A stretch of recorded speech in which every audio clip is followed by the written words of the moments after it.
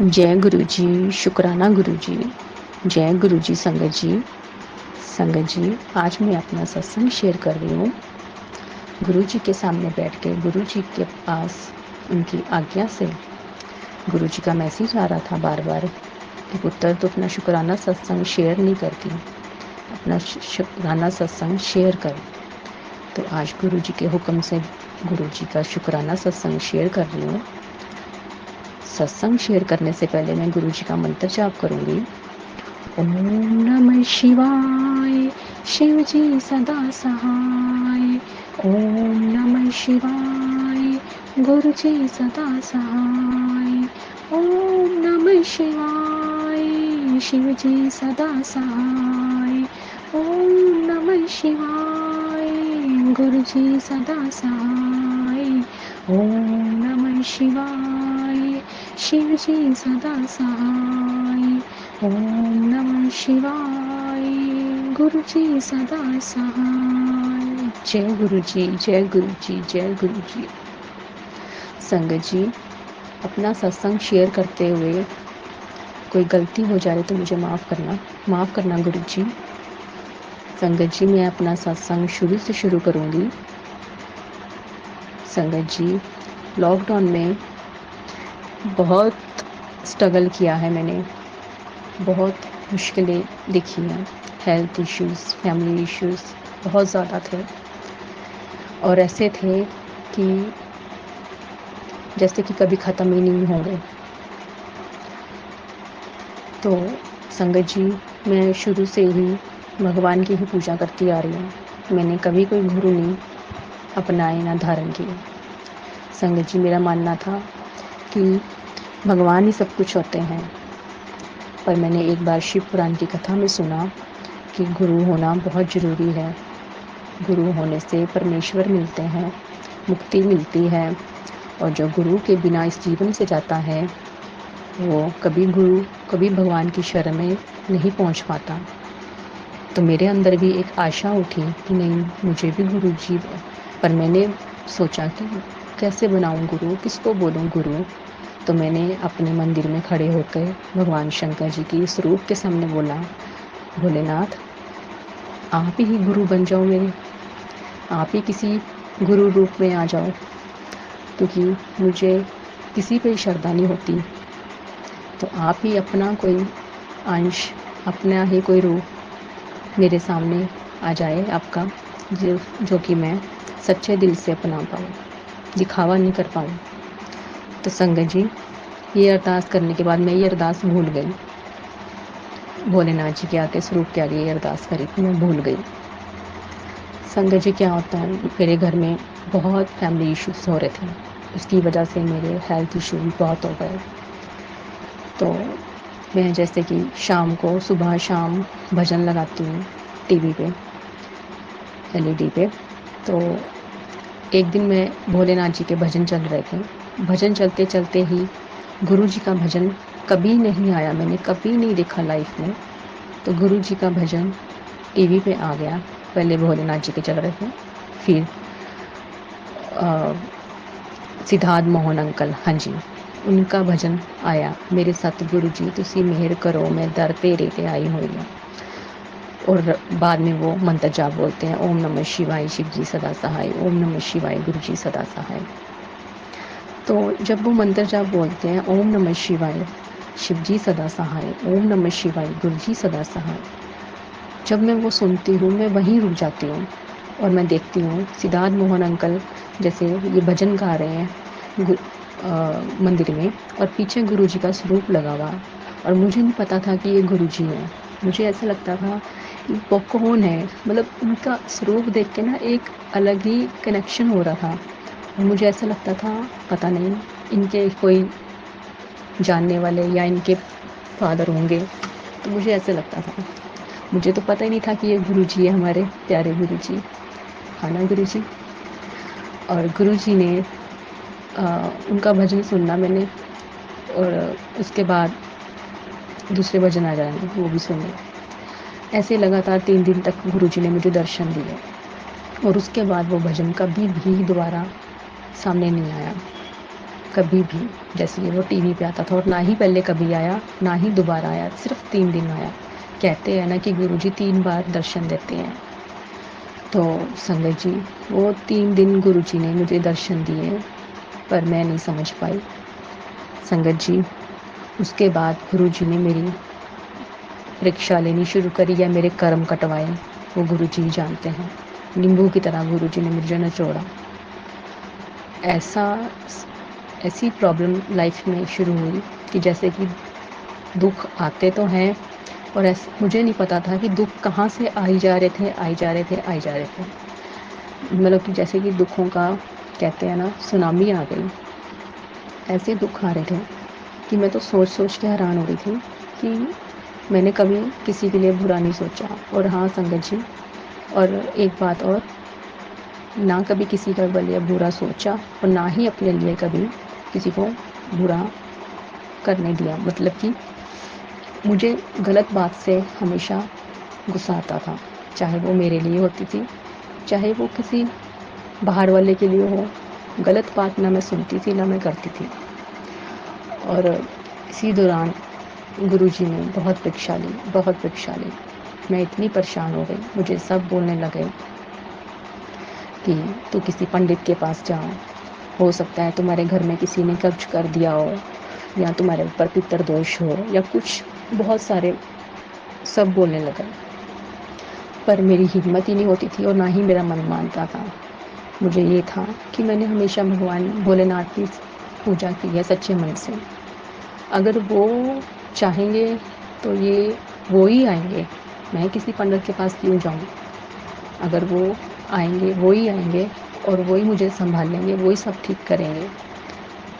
तो संगत जी, ऐसे परेशान होते होते बहुत परेशान हुई मैं।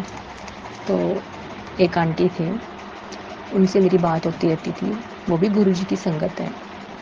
संगत जी, उन ऐसे ही मैंने उनसे एक बार इतनी परेशान थी मैं संगत जी, सॉरी, मैं वो डिस्कस नहीं कर सकती। फैमिली इश्यूज़ थे बहुत ज़्यादा इन लॉ के बीच, पर वो मैं बता नहीं सकती, माफ़ करना गुरुजी। कुछ रीज़न ऐसे थे जो मैं नहीं बता सकती। तो संगत जी, उन आंटी से मैंने बात करी अपनी प्रॉब्लम के बारे में, फैमिली इश्यूज़ के बारे में। तो उन्होंने मुझे बोला कि मैं तुझे एक मंत्र जाप भेजती हूँ, तो वो सुन और करना शुरू कर। मैंने कहा ठीक है, मैं ये करूँगी। मंत्र जाप तो अच्छी बात है, कोई उन्होंने मुझे गलत रास्ता नहीं दिखाया कि ये कर, वो उपाय कर, या ये उपाय कर, यहाँ जा या वहाँ जा। उन्होंने सिर्फ बोला मंत्र जाप कर। मैंने बोला ठीक है। संगत जी, उन्होंने मुझे मंत्र जाप व्हाट्सएप सेंड किया, और मैंने मंत्र जाप सुना।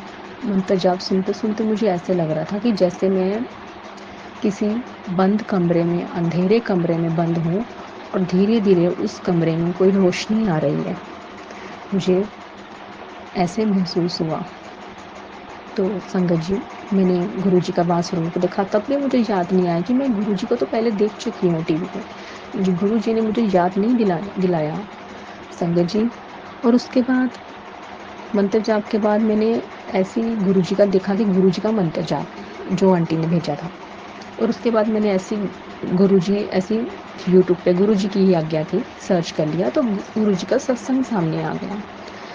तो मैंने सोचा सत्संग, क्या सत्संग होगा, वही ढोलकी बजेंगी, भजन गाए जाएंगे, गुरुजी का गुणगान होगा, भजन होंगे। तो मैंने कहा चलो कोई बात नहीं, सुन लेती हूँ, देख लेती हूँ। तो मैं किचन में गई, चाय बनाई, चाय बना के शाम के टाइम बैठी। मैंने कहा चलो अब ये सर्च किया है, सुनती हूँ, देखती हूँ। तो संगत जी, जब मैंने वो ऑन किया तो उस पर ना कोई संगत, ना ही कोई ऐसा ढोलकी वगैरह बज रही, ना कुछ ऐसा, कुछ भी नहीं, ना ही कोई दरबार। सिर्फ एक ऑडियो चल रही है जिसमें एक आंटी अपना सत्संग शेयर कर रहे हैं, और वो जो आंटी अपना सत्संग शेयर कर रहे हैं और गुरु जी का जो उनको मैसेज आ रहे थे, और वो जो आंटी अपनी जर्नी शेयर कर रहे थे, जब मैंने सुनी संगत जी, मैं उस टाइम चाय बना के लाई थी, अपने पास ही रखी थी। मेरी हिम्मत नहीं हो रही थी कि मैं चाय का एक घूंट भी पी लूँ। उस सत्संग में इतनी पावर थी गुरु संगत जी, इतनी पावर थी इतनी शक्ति थी कि गुरुजी का जब मैंने वो सत्संग सुना तो संगत जी, मुझे नहीं पता, मेरे शरीर में ऐसे महसूस हुआ कि कुछ खींच खींच रहा है, कुछ बाहर आ रहा है, कुछ जैसे मेरा दर्द बाहर आ रहा है। और संगत जी, मैं इतना रोई वो सत्संग सुन के, पहली बार इतना रोई, इतना रोई। और जैसे जैसे वो आंटी अपना सत्संग शेयर कर रहे थे, गुरुजी के मैसेज सुना रहे थे कि गुरुजी मुझे ऐसे बोलते हैं, तो मुझे ऐसे लग रहा था वो आंटी को नहीं, मेरे को बोल रहे हैं। तो उस दिन से मेरा गुरुजी से कनेक्शन जुड़ गया और उस दिन के बाद मैंने मंत्र जाप वगैरह करना शुरू कर दिया और भी मेरी गुरुजी से कनेक्शन बढ़ गया। संगत जी, मैं मंत्र जाप करती, मेरे अंकल, मेरे हस्बैंड जब दुकान शॉप जाते तो मैं पीछे से चोरी चोरी मंत्र जाप करती, फ़ोन में लगाती, और जब वो आते तो मैं बंद कर देती। मुझे डर था कि कुछ टाइम ऐसा था, कुछ फैमिली इश्यूज़ ऐसे थे कि मुझे डर लगता था कि कुछ गलत ना बोल दें भगवान गुरुजी के लिए, तो मैं उनके सामने नहीं करती थी। तो संगत जी, ऐसे एक दिन मुझे कॉल आता है कि आपके हस्बैंड की तबीयत बहुत ख़राब हो गई है, वो हम उन्हें एम्बुलेंस में ला रहे हैं, आप प्लीज़ हॉस्पिटल पहुंच जाइए। तो मैं कुछ ऐसे, पहले तो मेरे दिल में बहुत वहम आया कि मैं तो गुरुजी का मानने लगी थी, उनका मंत्र जाप करने लगी थी, कहीं कुछ गलत तो नहीं हो गया, मैं गलत तो नहीं कर रही थी। फिर थोड़ी देर बाद जब मैंने गुरुजी के स्वरूप की तरफ देखा, फिर मैंने गुरुजी का, जैसे टेलीपैथी करते हैं, तो उनका मुझे मैसेज आया कि तू मंत्र जाप कर। तो मैंने मंत्र जाप करना शुरू करा मन ही मन, और अपने बच्चों को लेके, अपने बेटे और बेटी को लेके हम हॉस्पिटल पहुंच गए। हॉस्पिटल जो मेन गेट था वहाँ हम खड़े हो गए कि एम्बुलेंस सामने से ही आएगी। तो संगत जी, मैंने अपने बच्चों को बोला कि मंत्र जाप करते रहो, और मैं भी अपने मन में मंत्र जाप करती हूँ। तो जैसे ही एम्बुलेंस आई तो मैंने यही पहले मन में बोला, गुरुजी कि अंकल सामने, हस्बैंड सामने बैठे होने चाहिए और उनको होश आ गई हो, बस इतना ही कर दो गुरुजी। और जैसे ही एम्बुलेंस आई तो मेरे बेटे ने बोला, मम्मा देखो पापा बैठे हुए हैं। बस मैंने उसी वक्त गुरुजी का शुक्राना किया, शुक्राना गुरुजी, शुक्राना, लख लख शुक्राना। संगत जी, फिर उसके बाद जब अंकल को अंदर लेके आए, हस्बैंड को, तो उनका ट्रीटमेंट शुरू हुआ, सीटी स्कैन और भी बहुत से टेस्ट हुए उनके। तो डॉक्टर ने बोला कि आपको एक ब्रेन में कुछ, उनको सीटी स्कैन में कुछ प्रॉब्लम लगी, तो उन्होंने बोला कि आपको एडमिट होना पड़ेगा। कि ऐसे केस हमने कई देखे हैं कि वो जो ऐसा केस होता है कि वो हॉस्पिटल में एंटर भी नहीं कर पाते हैं, तो प्लीज़ आप एडमिट हो जाइए। रात का टाइम था संगत जी, उस दिन कास्ती थी और बहुत बारिश थी। तो संगत जी, उसके बाद अंकल बोलने लगे कि मुझे तो घर जाना है, मुझे तो हॉस्पिटल में देख के, हॉस्पिटल में रुक के मैं तो और बीमार हूँगा, मुझे यहाँ का जो स्मेल्स होती है या फिर वहाँ का जो भी माहौल होता है, पेशेंट्स आते हैं तो उनको देख के संगत जी और घबराहट होती है। तो डॉक्टर मना कर रहे थे कि नहीं, हम, अगर आपने जाना है तो अपने रिस्क पे जाओ। तो संगत जी, मैंने गुरुजी से अरदास की, गुरुजी मुझे कुछ समझ नहीं आ रहा, मैं क्या करूँ, अब आप ही कोई रास्ता दिखाइए, डॉक्टर की सुनो या हस्बैंड की सुनो। तो संगत जी, मैं साइड में डॉक्टर के पास कुछ बात करने के लिए गई, तो जैसे कि अंकल को, हस्बैंड को सामने बेड पे वो लेटे हुए थे, ड्रिप लगी हुई थी, तो सामने से एक बहुत, जैसे कि गुरुजी की हाइट का कोई आते हैं अंकल, और उनकी तरह ही मुझे आज तक वो फीलिंग आती है कि गुरुजी ही थे वो। और वो आते हैं और बोलते हैं पंजाबी में, की होया इनू, कुछ नहीं होया इनू, चलो जाओ कर लो। तो मैं देखती हूँ कि कौन, ये पूरे ना ही ये स्टाफ में है, ना ही किसी पेशेंट के साथ है, कौन है ये। तो वो जाके ना इमरजेंसी वार्ड में ना खड़े हो जाते हैं और मेरे को स्माइल करने लग जाते हैं। देखते हैं उनके आसपास स्टाफ भी खड़ा होता है, जैसे कि गुरुजी की माया हो कि गुरुजी सिर्फ मुझे ही नज़र आ रहे हैं, स्टाफ को नहीं नज़र आ रहे, और मुझे वो दिखा रहे हैं कि मैं यहीं का हूँ, यहीं स्टाफ मेंबर हूँ। पर नहीं संगत जी, वो कुछ उनका देखना, उनकी स्माइल कुछ सिम जैसे ये कहते हैं ना कि चमत्कार ही था। तो संगत जी, तो मैं उस वक़्त तो मुझे कुछ पता नहीं चला क्योंकि मैं नई-नई जुड़ी थी। पर जब मैं आज याद करती हूँ तो मैं बोलती हूँ, गुरुजी आप आए थे, मैंने आपसे बात नहीं करी, आपका शुकराना नहीं करा। गुरुजी सॉरी। और वो मेरे गुरुजी ही थे। जय गुरुजी, शुकराना गुरुजी। संगत जी, उसके बाद जब हम घर आ गए तो गुरुजी ने जो ट्रीटमेंट चलना था हस्बैंड का, हम रात को आ गए, पूरी रात निकल गई, कोई प्रॉब्लम नहीं हुई। जो क्योंकि गुरुजी का हुक्म हो गया था कि घर जाओ, तो कोई प्रॉब्लम नहीं हुई संगत जी। और फिर उसके बाद जो टेस्ट आए वो नॉर्मल आए, मेडिसिन चली और आज मेरे हस्बैंड बिल्कुल ठीक हैं। और मेरे भी हेल्थ इशू बहुत ठीक है संगत जी। कुछ जैसे कि मैंने बताया मुझे हेल्थ इशू क्या थे, कुछ भी नहीं थे संगत जी, बस डिप्रेशन था।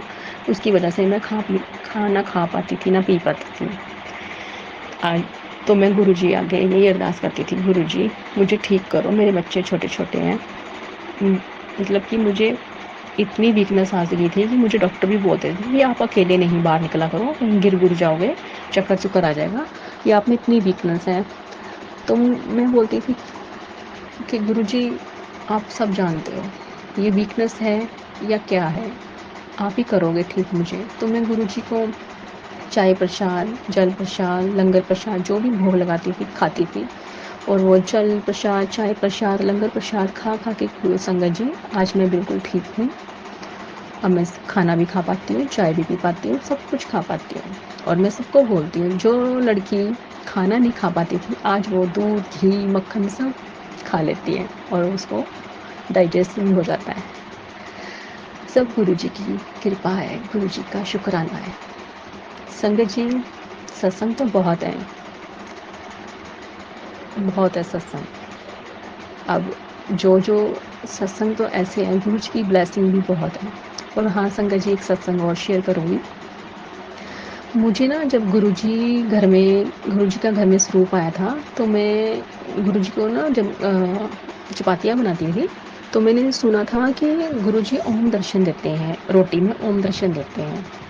तो संगत जी, मेरी रोटियाँ ना हार्ट शेप में बनती थी, एक नहीं, जब तक मैं वो रोटियां बना रही हूँ सब में हार्ट हार्ट हार्ट हार्ट और पूरी शेप, कुछ कम नहीं, पूरी शेप में बनती थी। तो संगत जी मैं गुरुजी को बोलती थी, गुरुजी आप तो लोगों को, गुरुजी तो संगत जी को ओम दर्शन देते हैं रोटियों में और मेरी रोटियां तो हार्ट शेप में बनती रहती हैं, क्या गुरुजी आप मुझे दर्शन नहीं देना चाहते। तो मैं ये सोचती थी। तो गुरुजी ने मुझे एक सत्संग सुनवाया, उसमें एक आंटी ने बोला कि गुरुजी ने मुझे रोटी में हार्ट शेप दर्शन दिए। संगत जी आप मानोगे नहीं, मैं उस दिन इतना खुश, इतना नाची। मैंने कहा गुरुजी कहते हैं कि गुरुजी जब हार्ट शेप में दर्शन देते हैं तो वो गुरुजी का प्यार होता है। तो मैंने बोला गुरुजी आप इतना प्यार करते हो, मेरी तो सारी रोटियां हार्ट शेप में बनती थी। जय गुरुजी, शुक्राना गुरुजी, आप बहुत प्यारे हो। संगत जी, जब गुरुजी का पहली बार स्वरूप घर में आया था, तो संगत जी जो आंटी ने मुझे मंत्र जाप दिया, सेंड किया था, उनका भी मैं बहुत शुक्राना करती हूँ। गुरुजी उनकी फैमिली को बहुत बहुत बहुत ब्लेस करें। तो वही आंटी गुरुजी का स्वरूप लेके आए थे रेड चोले में।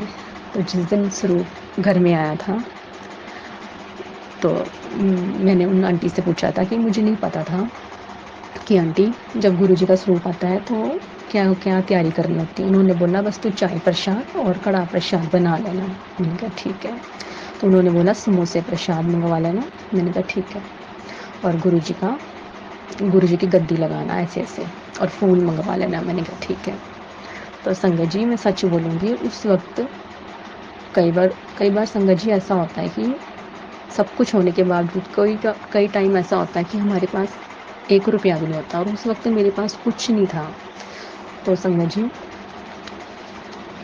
उन्होंने जैसे बताया कि समोसा प्रसाद और संगत के हिसाब से, तो मैंने बोला गुरुजी, मैंने बोल तो दिया कि मुझे आप पहली बार स्वरूप घर में आ रहा है और मुझे सत्संग करवाना। मैंने उनको बोला था कि मैं सत्संग करेंगे हम सब मिलके, गुरुजी पहली बार आ रहे हैं, उनके वेलकम के लिए सत्संग करेंगे, जो गुरुजी की आज्ञा थी। तो मैंने गुरुजी को बोला गुरुजी जैसे आंटी ने तैयारी करने को बोला है, तो मेरे पास तो गुरुजी तैयारी करने के लिए पैसे ही नहीं है, तो मैं क्या करूँ? अब आप ही देखो कैसे करना है, कैसे तैयारी करनी है। तो संगत जी, थोड़ी देर बाद उन्हीं आंटी का फ़ोन आता है कि तू सत्संग में, हमने कहीं जाना है, तो सत्संग में ऐसे कर, चाय प्रसाद और कड़ा प्रसाद रख ले, समोसा कैंसिल कर दे। और मैं इतनी हैरान होती हूँ, अभी मैंने बोला था गुरुजी को और गुरुजी इतनी जल्दी सुन ले गुरुजी ने। तो हाँ संगत जी, फिर मैंने अपने अंकल को फ़ोन किया। उस दिन मैंने पहली बार उनको बुलाया कि मैं गुरुजी का मंत्र जाप करती थी और आपको नहीं पता था, और आज वो घर आ रहे हैं गुरुजी और उनका सत्संग कर रहे हैं, तो क्या आप थोड़े से फूल और जल प्रसाद और और जो बिस्किट और नमकीन प्रसाद भेज सकते हो, क्योंकि आंटी ने समोसा प्रसाद लाने को मना कर दिया था। तो उन्होंने बोला हाँ हाँ क्यों नहीं। उन्होंने एक बारी नहीं भी बुरा नहीं बोला कि नहीं ऐसे नहीं होगा, नहीं करवाना हमारे को सत्संग, या कुछ भी नहीं बोला। सब गुरुजी की ही महिमा थी। तो संगत जी, गुरुजी जब घर आए, उनका वेलकम बैंड हुआ, तो सब संगत आगे थे। तो गुरुजी संगत जी, मुझे पता नहीं चला, मुझे मतलब पता नहीं क्या मुझे हुआ कि जैसे ही वेलकम बैंड शुरू हुआ, गुरुजी आए, मैं तो थर थर कांपने लग गई और इतना रोई, इतना रोई। कहते हैं ना कि गुरुजी हमारी सोल को मतलब एकदम हल्का कर देते हैं। मैं इतना रो रही हूँ, इतना रो रही हूँ, और सब मुझे बोल रहे हैं कि गुरुजी का वेलकम बैंड में रोते नहीं है। मैं बोलती हूँ मुझे नहीं पता चल रहा, मुझे ऐसा लग रहा है कि मुझे कोई गले लगा रहा है, कि मुझे मेरे दुखों को कोई खींच रहा है। मेरे को कोई ऐसा लग रहा था कि जैसे कि आज मैं रो लूँ, बस मुझे आज मौका मिला है कि मैं अपने गुरुजी के सामने, कि गुरुजी ही सब कुछ है। आज मेरा रब, मेरा भगवान मेरे सामने है, बस मुझे रोना है और कुछ नहीं मांग रहा। बस उनके गोद में या उनके चरणों में बैठ के रोना ही रोना है।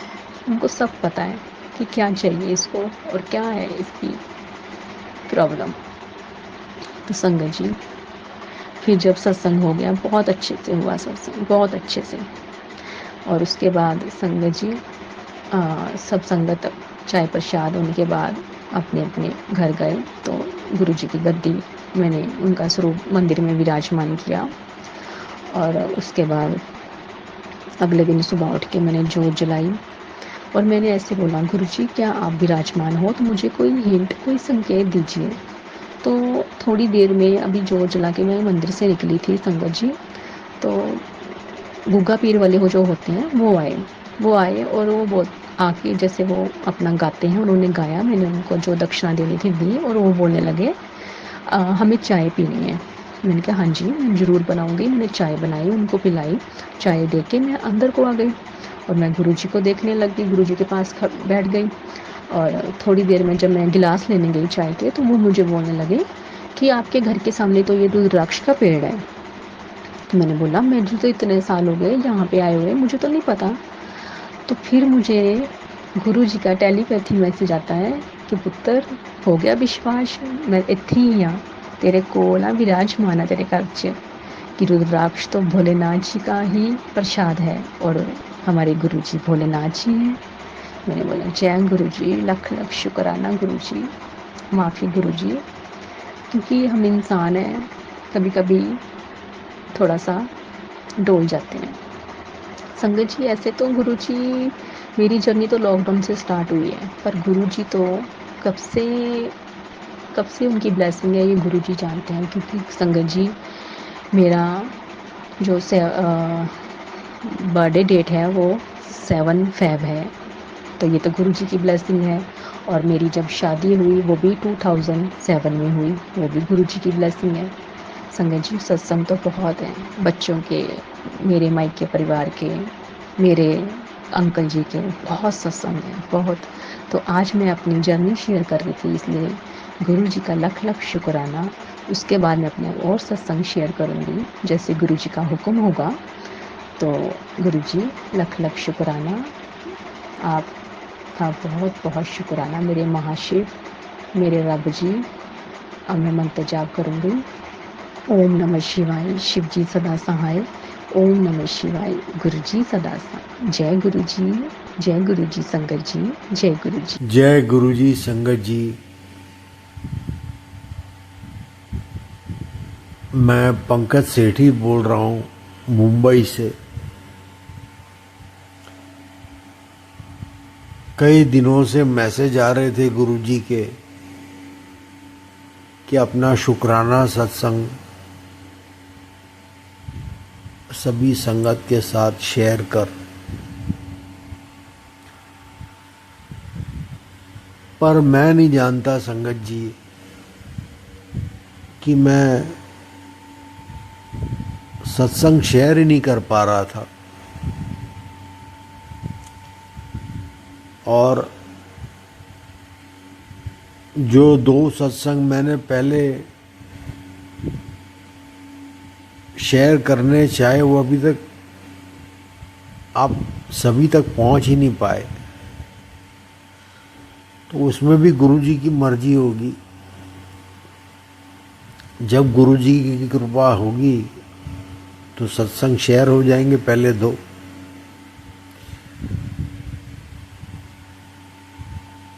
तो मैं मंत्र जाप से अपना शुक्राना सत्संग शुरू करना चाहूँगा। ओम नमः शिवाय, शिवजी सदा सहाय। ओम नमः शिवाय, गुरुजी सदा सहाय। ओम नमः शिवाय, शिवजी सदा सहाय। ओम नमः शिवाय, गुरुजी सदा सहाय। संगत जी, जैसा कि पिछले सत्संग में मैंने आपके साथ शेयर किया था कि गुरु पूर्णिमा वाले दिन मैं पूरी रात जगा था। गुरु पूर्णिमा वाले दिन शाम को 7:30 बजे के आसपास एक कलरफुल तितली मेरे घर में आई, जो एक तो तितली होती है जो फूलों का रस चूसती है, और जो शाम को जो तितली आती है ना संगत जी, अगर आप देखोगे तो वो बारीक कीड़े खाने वाली तितली होती है। वो अलग तितली होती है, बटरफ्लाई होती है। तो वो मेरे घर आई, ब्राउन कलर की थी, उस पर डिजाइन बने हुए थे ब्लैक कलर के, और वो घर में आई। मैं समझ गया कि गुरुजी आ गए। बहुत खुश हो गया मैं कि गुरुजी की प्रेजेंस मुझे तो वैसे भी फील होती ही है, टेलीपैथी तो चलती ही रहती है, लेकिन उनकी प्रेजेंस जो मुझे दिखी वो मुझे बहुत अच्छा लगा। और वो आके मेरे घर के सीलिंग पे चिपकी हुई थी बहुत देर तक, और सीलिंग जो छत होती है जहाँ पंखा लगाते हैं उसके आसपास वो घूम रही थी। घूमने के बाद फिर वो जो नीचे मेरा गद्दा बिछा हुआ है जिसमें मैं सोता हूँ, मेरे गद्दे के बाजू में आ गई और वहीं बैठी रही। तो मुझे बहुत अच्छा लगा, बहुत खुशी हुई मेरे दिल को, मुझको बहुत अच्छा लगा।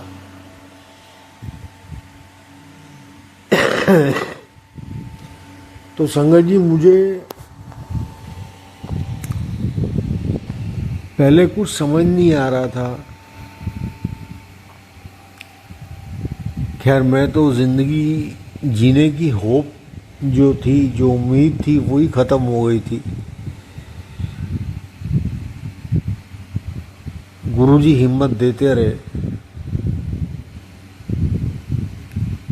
कि तू चिंता क्यों करता, तेरा प्यो तेरे कोल है। तो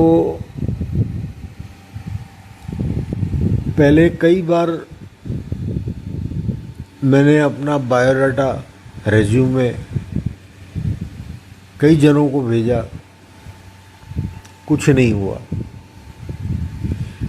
और जैसे कि पहले सत्संग में मैंने आपके साथ शेयर किया था संगत जी कि मैं असिस्टेंट प्रोफेसर भी रह चुका हूँ।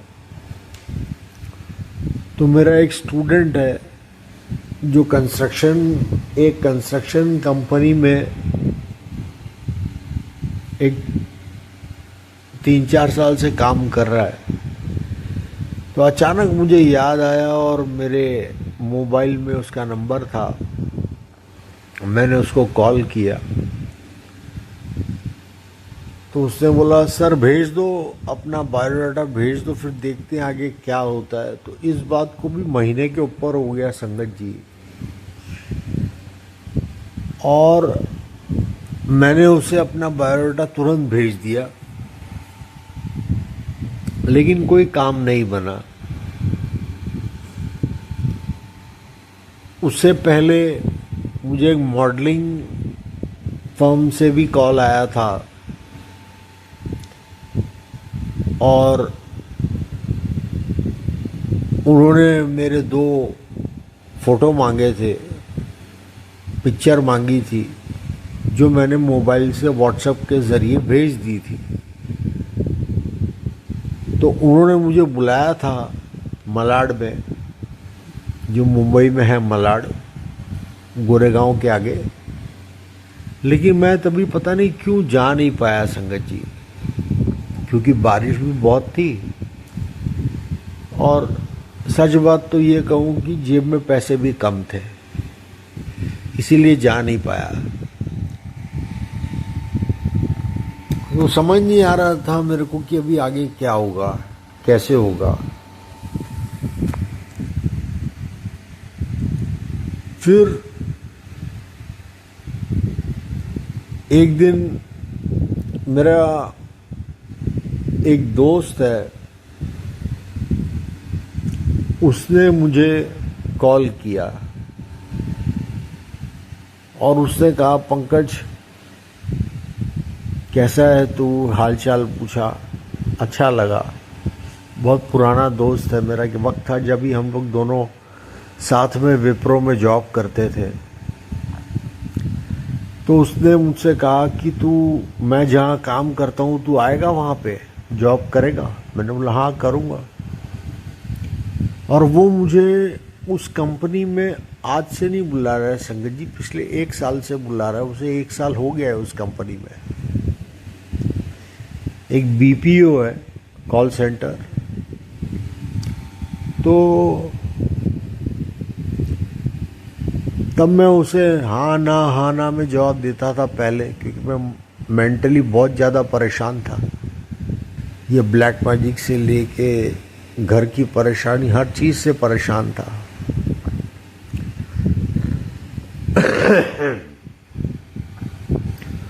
तो संगत जी उसने मुझे एक नंबर दिया एचआर का, और गुरुजी की कृपा से मैंने अपना बायोडाटा एचआर को फ़ोन लगाया, बात की और बायोडाटा भेज दिया। तो आज ही मेरी बात हुई है संगत जी कि एचआर से, तो वो मैडम ने बोला है कि आपका मैं इंटरव्यू कल का रखती हूँ। मैंने कहा ठीक है। तो यहाँ तक तो पहुँच गया हूँ गुरुजी की आशीर्वाद से। अभी कल देखते हैं संगत जी क्या होता है, वो मैडम कितने बजे बुलाती हैं नहीं बुलाती हैं।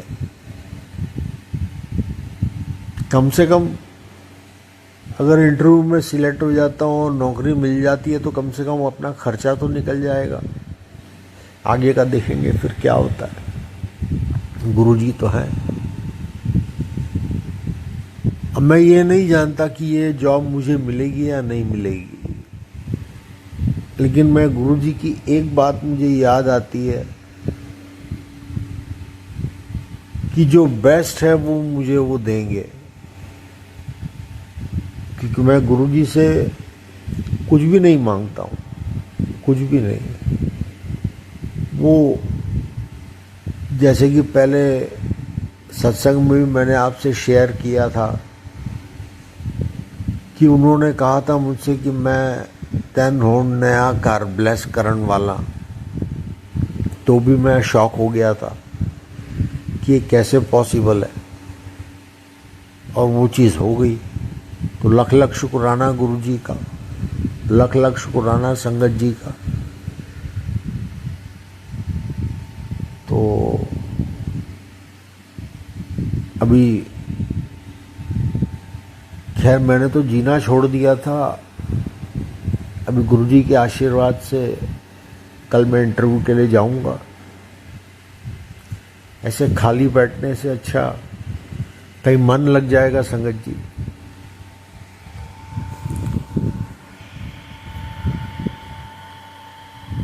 और अभी भी रुकावटें बहुत आ रही हैं संगत जी। जो पहले जो मेरे दोस्त हुआ करते थे,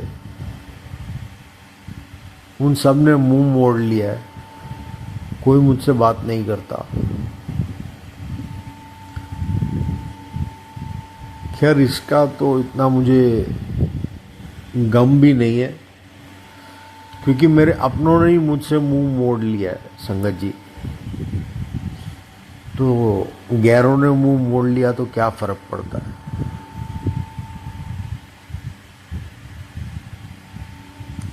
अभी देखते हैं आगे क्या होगा।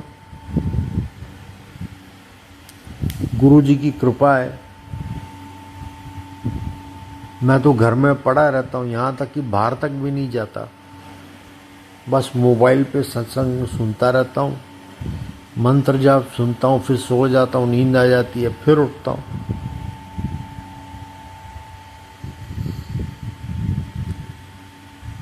देखते हैं अभी जो गुरु जी की कृपा।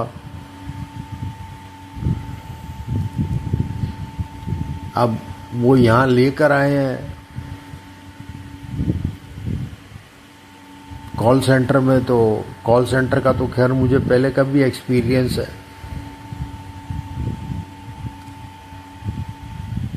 तो कुछ अच्छा ही होने वाला होगा। अगर गुरुजी ने कॉल सेंटर सोचा है, जबकि मैं एक सिविल इंजीनियर हूँ, और गुरुजी ने कॉल सेंटर सोचा है, तो कुछ सोचा होगा उसके बारे में। शायद इसीलिए जो मेरा स्टूडेंट था, जिसको मैंने अपना बायोडाटा भेजा था, वहाँ काम नहीं बना, तो कुछ अच्छे के लिए ही होगा। तो बस जहाँ जो मिल जाए उसमें खुश हूँ। आगे जो प्रभु इच्छा, वो तो महाशिव है।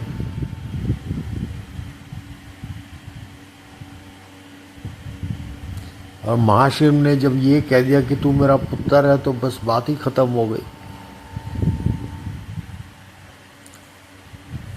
संगत जी। बचपन में मेरे पिता ने मुझसे कहा था कि तू मेरी गलती का नतीजा है।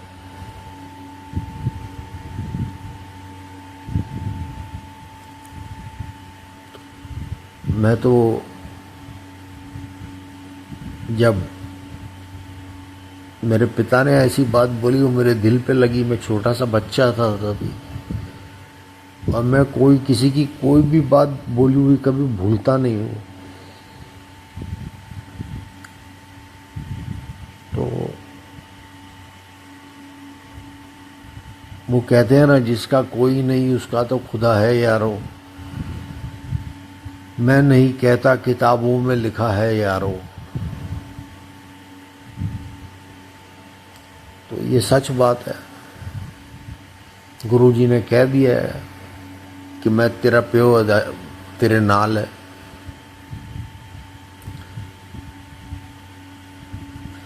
तो भी आगे देखते हैं सत्संग संगत जी की आगे क्या होता है।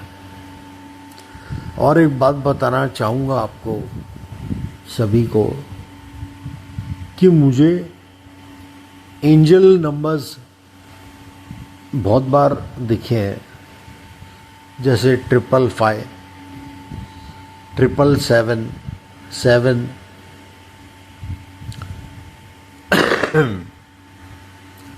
और एक बात बताना चाहूँगा आपको संगत जी मेरा तो जन्मदिन ही 14 जुलाई 1975, तो 7 जुलाई गुरुजी का भी जुलाई है, मेरा भी जुलाई है। फिर जब मैं 93 में इंजीनियरिंग करने गया था बारामती, जो महाराष्ट्र में है, वहाँ पे जो हॉस्टल था, हॉस्टल का जो मुझे रूम मिला था उसका नंबर भी 13 था, 13। सब लोग बोलते थे बड़ा मनहूस है, मनहूस नंबर है, पर मुझे कभी ऐसे महसूस नहीं हुआ कि वो नंबर मनहूस है। और गुरुजी से जुड़ने के बाद तो पता चला कि 13 नंबर बहुत ही लकी होता है। और मैं 1 ही साल रहा था हॉस्टल में, फिर मैं शिफ्ट हो गया था, मैंने चेंज कर लिया था और मैं सिटी में आ गया था, सिटी से थोड़ी दूरी पे जैन बोर्डिंग में। वहाँ पे जो रूम मुझे मिला वो था रूम नंबर 7। और पता नहीं मुझे 7 नंबर से क्या लगाव है, बचपन से ही मुझे बहुत पसंद है।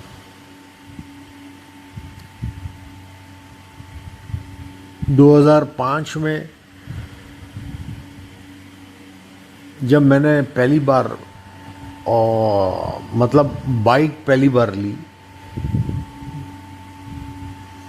तो मेरे को नंबर मिला 7017। तो मैं बहुत खुश हो गया था। मैंने बोला मेरे महादेव जी की कृपा है मुझ पे, ऐसे बोलता था मैं कि आगे भी 7, फर्स्ट भी 7 और लास्ट भी 7। जब मैंने सेकेंड हैंड कार ली थी फिएट सिएना, तो उसका भी टोटल 9 था। मेरी कार का नंबर था 3681।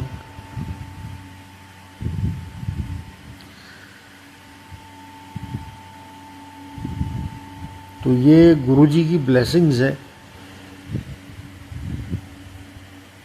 पहले से ही, बचपन से ही, जब से मैं पैदा हुआ हूं तब से ही।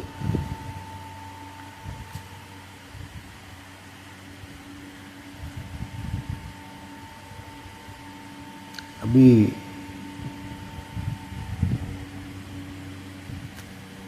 मैं गुरुजी से यही प्रार्थना करूंगा